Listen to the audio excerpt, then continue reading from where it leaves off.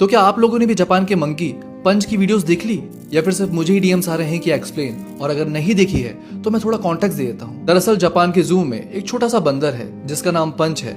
उसकी माँ ने उसको बचपन में ही अबेंडन कर दिया था, अकेला छोड़ दिया था। जू के केयर टेकर ने उसको बड़ा किया, और जब बाकी बंदरों के ग्रुप में उसको छोड़ा तो कभी भी वो बाकी बंदरों से कनेक्ट नहीं कर पाया, ना ही बाकी बंदरों ने उस छोटू को कभी एक्सेप्ट किया। फिर क्या, पंच अकेले ही रहता था। उसकी बेचैनी और अकेलेपन को दूर करने के लिए स्टाफ ने उसको माँ की जगह एक प्लस टॉय, एक खिलौना दे दिया। और आज हालत ये है कि लोग उसे देखने आते हैं, मगर वो छोटा बंदर अपने खिलौने को अपने सीने से लगाकर अकेले में खेलता रहता है। कभी उसका हाथ पकड़कर पूरे जू घुमाएगा, या उसके सीने में सर रखकर सुकून से सो जाएगा। मजाल कि 1 मिनट भी उसको अपने से दूर होने दे। और देखने वाले लोगों को ये क्यूट लग रहा है, पर साइकोलॉजी की नजर से ये हमारी भी सबसे बड़ी ट्रेजेडी है, क्योंकि ये कहानी सिर्फ उस बंदर की नहीं है, ये हम में से भी कई लोगों की कहानी है। साइकोलॉजी में से अटैचमेंट ट्रॉमा और उस खिलौने को ट्रांजिशनल ऑब्जेक्ट कहा जाता है। जब बचपन में हमें प्यार या फिर वो इमोशनल सेफ्टी नहीं मिलती जिसकी हमें जरूरत थी, तो हमारा दिमाग डर जाता है। और जब बड़े होने के बाद आपको नॉर्मल लोगों के बीच जाना पड़ता है तो आपको उनसे जुड़ना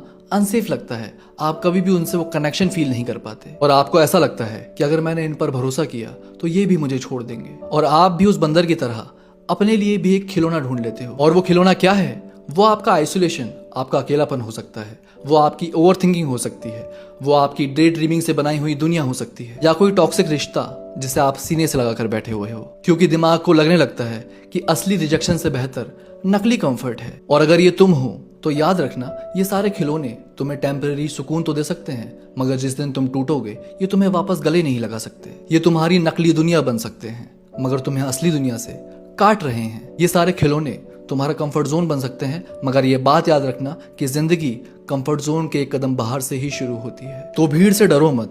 जिंदगी में टूटना, जुड़ना, मिलना, बिछड़ना चलता रहता है, मगर ये जिंदगी रहनी चाहिए। क्योंकि उसूलों में अगर आँच आए तो टकराना जरूरी है, मगर जिंदा हो तो जिंदा नजर आना जरूरी।